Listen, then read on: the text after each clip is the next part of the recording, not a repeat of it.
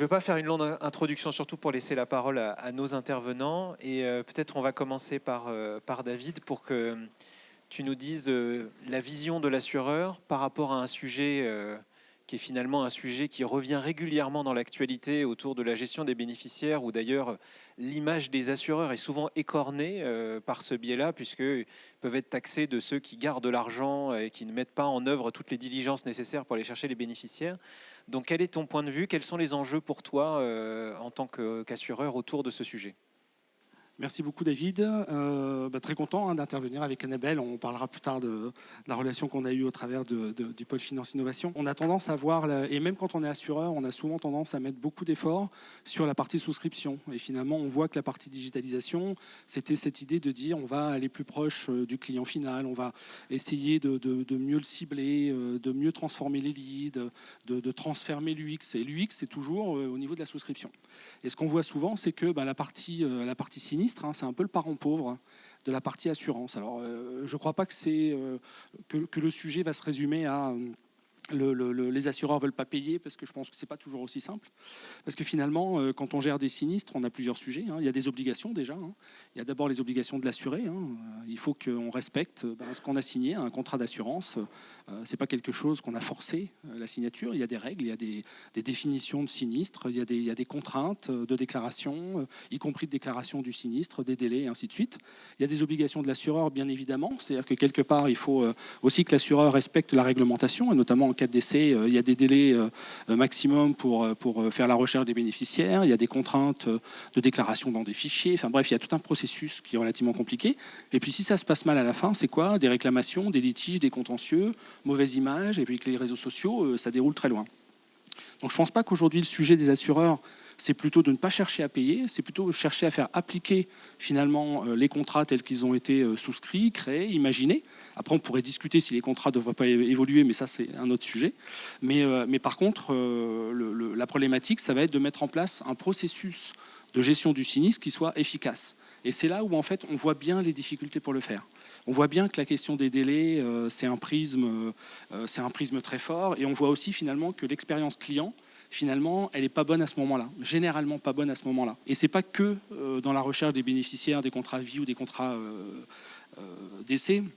On a vu pendant la crise Covid, le confinement, les problématiques, on a vu le buzz que ça a fait autour des assureurs qui ont dit mais nous, on a signé un contrat avec ces clauses-là et on respectera le contrat. Et on a vu derrière les conséquences dramatiques pour l'image de l'assurance.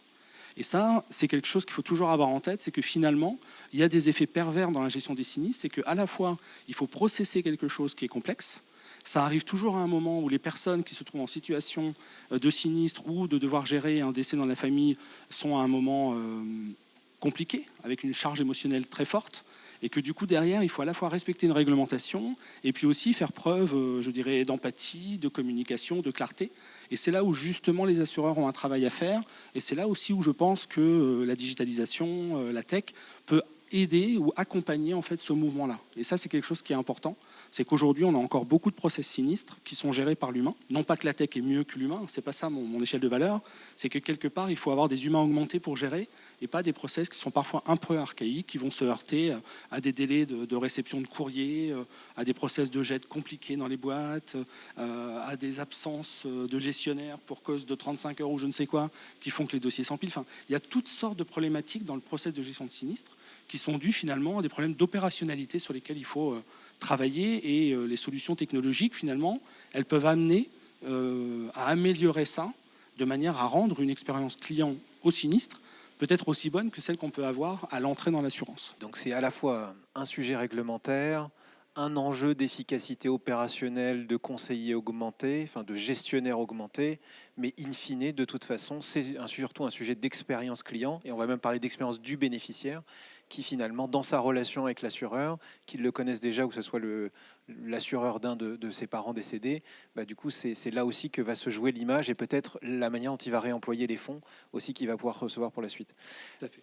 Voyons du coup, Annabelle, quelle est ta vision du sujet? Comment est-ce qu'on peut le simplifier éventuellement? Quels sont les enjeux? Toi qui es au contact des différents assureurs du marché, comment tu perçois les choses? Oui, merci David. Alors, en fait, vous avez dit beaucoup de choses que nous, que je rejoins complètement, hein, et qu'on observe aujourd'hui auprès des assureurs. Peut-être avant de parler de l'enjeu qu'il y a notamment autour de la masse, hein, de la partie réglementaire et qui clairement rend les choses très complexes pour les assureurs aujourd'hui, je dirais que cette affaire de gestion des bénéficiaires, c'est un grand paradoxe. Parce que finalement, c'est ce que tu évoquais au début, dans le grand public et notamment après les successions, on trouve ça sur les réseaux sociaux, dans les forums, etc. C'est là où l'image de l'assurance est vraiment écornée. Beaucoup de gens pensent le plus sincèrement du monde, en fait, que les assureurs ne veulent pas payer. Et quand on parle au contraire avec les assureurs, et nous on le fait régulièrement tous les jours, qu'est-ce qu'on entend? Le contraire absolu. Pourquoi? Tout simplement pour des raisons réglementaires déjà, et puis aussi parce que finalement ça rapporte strictement rien aujourd'hui de placer de l'argent à court terme. Donc il y a vraiment là un enjeu assez incroyable en fait de paradoxe entre des pensées qui sont fausses, hein, vraiment des deux côtés. Donc c'est un vrai levier, je dirais, pour l'assurance pour améliorer son image. Alors c'est vrai qu'il y a cette accumulation réglementaire autour des sujets bénéficiaires, bon, qui s'explique aussi par cette problématique de déshérence, hein, qui existe depuis longtemps. Donc c'est vrai que quand on pense à Gira, Eckert, Sapin 2, Pacte, La Baronne, et puis c'est peut-être pas fini, c'est vrai que ça fait énormément de choses. Après, l'expérience utilisateur, clairement, c'est un point central parce que le bénéficiaire, en fait, comme il n'est pas client naturellement de la compagnie, du coup, il n'a pas forcément d'espace bénéficiaire. Il y a très peu de compagnies, en fait, qui ont prévu des espaces bénéficiaires en ligne, déjà. Et donc ça, c'est le deuxième point. Et puis, bon, voilà, on a donc des problématiques de durée aussi, de traitement des successions. Il faut énormément de papier, il y a énormément de contraintes. Donc ça va assez vite pour les conjoints parce qu'il n'y a pas de fiscalité. Mais dans tous les autres cas, ça peut prendre 6 mois, 1 an. Donc il y a une irritation de partout. Les grandes lignes, elles sont là, hein, effectivement. Et on est aussi... il y a un contexte Covid aussi qui a quand même aggravé la situation. Nous, on a entendu un peu partout des retards qui vont jusqu'à 3 mois, 6 mois, hein, avec la surmortalité Covid, plus les difficultés de mise en route du télétravail. L'autre point que j'ajouterais, c'est que nous, on pense à l'expérience bénéficiaire, mais on pense aussi à l'expérience gestionnaire, hein, collaborateur. Ça nous paraît aussi important de viser les deux aspects pour optimiser justement le processus. On va rester justement sur Annabelle pour bien comprendre justement par rapport à la solution Lidix que tu apportes au marché de l'assurance. Finalement, qu'est-ce que vous venez résoudre comme sujet? Et puis du coup, ensuite, David nous parlera de comment s'est fait la rencontre avec Lidix et on parlera des sujets de collaboration avec l'assurance. Nous avons donc monté la première solution clé en main de gestion des successions pour l'assurance vie qui permet en fait aux assureurs d'optimiser ce processus d'une part et de mettre à disposition des bénéficiaires un espace digital en marque blanche. Nous, notre programme, c'est vraiment réinventer la gestion des bénéficiaires grâce au digital et on met l'intelligence artificielle au service de l'expérience utilisateur. Grâce à nos algorithmes, en fait, les utilisateurs disposent d'un parcours personnalisé, hein, et les formulaires réglementaires, y compris les formulaires fiscaux, sont générés à la volée. Donc c'est quand même un changement assez fondamental par rapport à l'approche actuelle. Donc en fait, les avantages pour nos clients assureurs sont assez déterminants puisque ça permet de renforcer l'image de marque et l'empathie, hein, au moment du décès justement, mais aussi d'améliorer la productivité et la conformité des dossiers. Voilà. Donc on a un service qui est SaaS qui est aujourd'hui déployé chez plusieurs assureurs, qui est scalable et la demande est forte, hein, dans ce domaine. Donc actuellement on attaque en fait un nouveau module qui va permettre de mettre à jour plus facilement les clauses bénéficiaires. L'idée c'est de faciliter la recherche des bénéficiaires au moment du décès parce que ça c'est un point, on n'en a pas parlé mais partout, on nous dit on a du mal à retrouver les bénéficiaires. Donc ça, c'est un point très important. Et donc ça, c'est à la fois pour simplifier la recherche, hein, ce module de mise à jour des clauses, mais aussi pour répondre aux obligations qui pèsent en fait, hein, sur les assureurs et les distributeurs en matière de conseil sur la clause bénéficiaire. Et donc là, on parle de toute la vie du contrat, hein, on n'est pas seulement sur la partie succession. Voilà, donc nous, notre ambition chez l'IDIX, c'est de devenir un acteur de référence sur la question de la gestion des bénéficiaires, assurance vie, mais aussi prévoyance et retraite supplémentaire. Si on reste 2 secondes sur cette notion de clause bénéficiaire, parce qu'en effet, c'est s'attaquer au problème à la racine, en fait, hein. Si on arrive véritablement à faire en sorte que la clause soit bien rédigée, derrière, on va faciliter toute la vie du contrat, et notamment cette phase de recherche de bénéficiaires, et éviter la fameuse déshérence. Du coup, comment est-ce que vous arrivez à travailler avec les assureurs autour de ce sujet-là? Comment est-ce qu'on simplifie un processus de rédaction de clauses? Comment est-ce qu'on met entre les mains un outil pour que les conseillers soient capables d'en parler correctement à leurs clients, voire que les clients les modifient par eux-mêmes en self-care? Comment tu vois les choses sur le sujet? C'est effectivement un sujet qui a commencé à être initié quand même dans plusieurs compagnies déjà, mais on voit que c'est très complexe parce qu'il faut arriver à transposer en fait du juridique dans une UX qui soit compréhensible et qui soit pédagogique. Nous, c'est précisément, je dirais, notre ADN chez l'IDIX, c'est d'avoir justement d'arriver à modéliser en fait et arriver à transposer des données qui vont être ou des process qui vont être juridiques ou fiscaux pour arriver à en faire des illustrations et des parcours data-driven qui soient compréhensibles par un conseiller et même compréhensibles par un client final. Donc c'est effectivement une approche spécifique et c'est ça qui est le challenge. Et c'est ça qui est difficile aussi à faire tout seul pour une compagnie, parce qu'à un moment donné, il faut arriver à faire travailler ensemble des gens de juridique, de compliance, des experts en conseil patrimonial, de l'IT, du marketing, et tout le monde sait très bien que plus les sujets sont transverses, plus c'est compliqué, quoi. Voilà. Juste peut-être pour préciser ce que...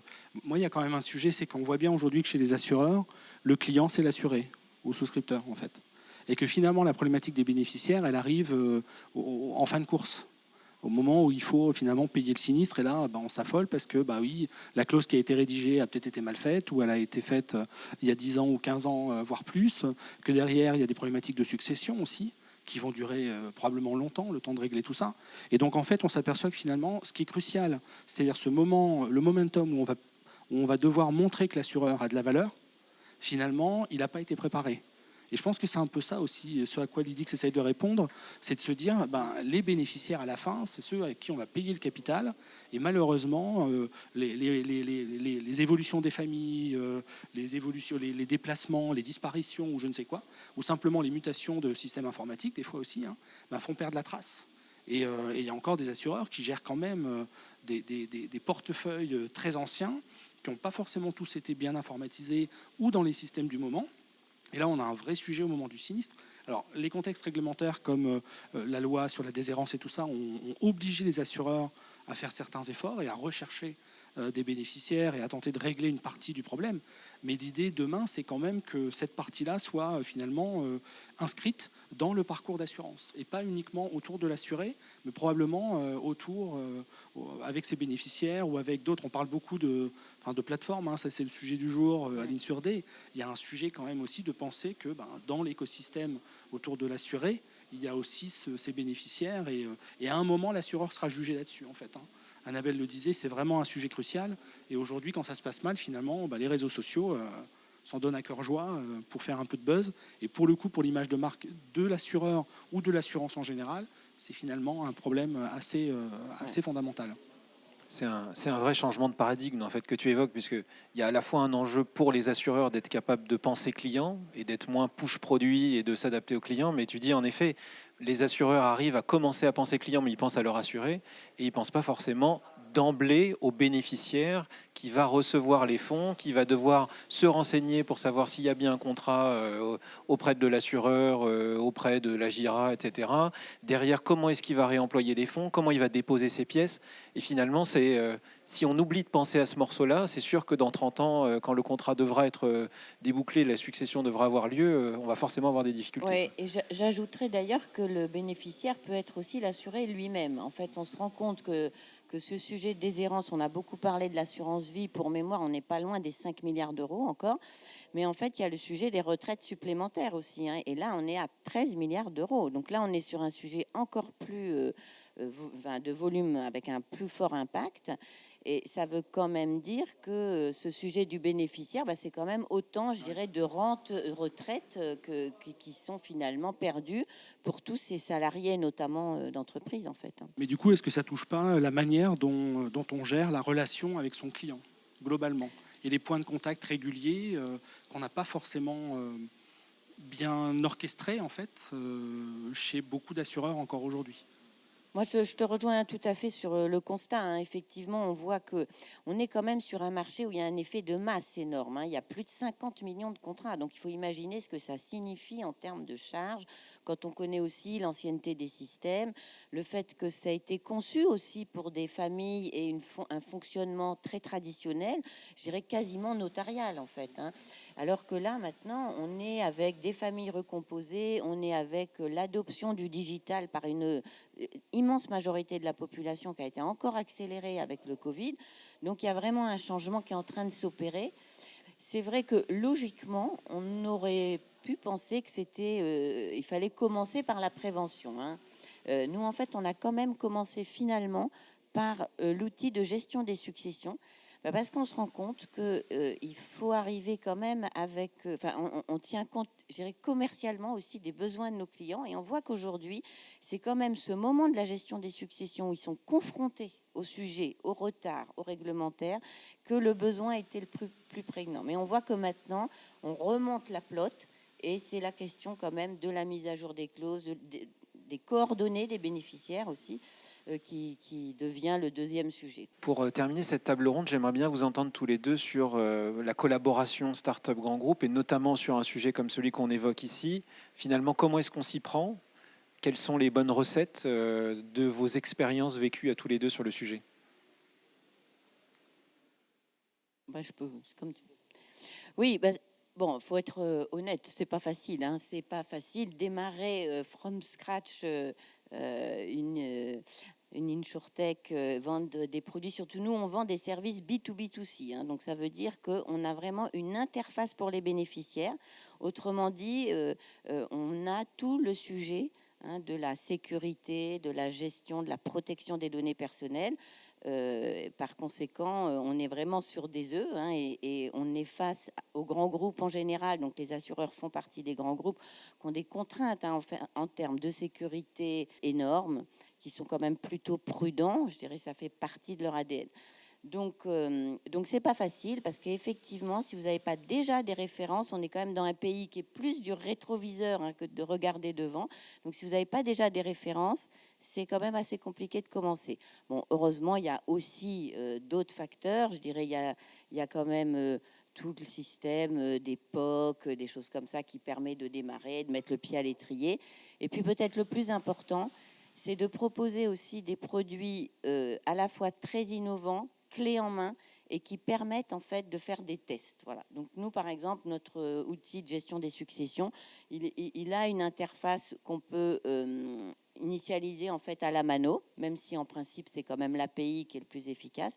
Mais le gros avantage de ça, c'est que ça permet vraiment d'installer le produit en test chez un assureur et d'aller vraiment valider fonctionnellement la solution avant de la mettre en production. Voilà. Donc, faut trouver des astuces. Il faut avoir aussi un produit, je pense, sur lequel la valeur ajoutée est vraiment très claire, très mesurable, pour vaincre, hein, justement ces résistances. David, ton point de vue? Oui, en fait, juste en rebond de ce que disait Annabelle, c'est toujours le sujet du make or buy, en fait, qui pour moi est assez problématique. C'est-à-dire quand on est dans une compagnie d'assurance ou de réassurance, comme j'étais avant, le sujet, c'est effectivement, on veut embarquer le pas sur... on sait bien qu'il se passe des choses dans le domaine des insurtech, que la technologie bouge, que les attentes des consommateurs changent et que du coup, il faut soi-même changer ses process. Et la question qu'on a toujours, c'est finalement, est-ce que j'importe au risque de froisser ceux qui sont en interne parce qu'ils vont considérer que quelque part, eux font partie de l'ancienne génération? Ou alors est-ce que j'essaie de pousser des équipes en interne pour essayer d'atteindre ce qui peut être probablement mieux fait en externe en général, hein?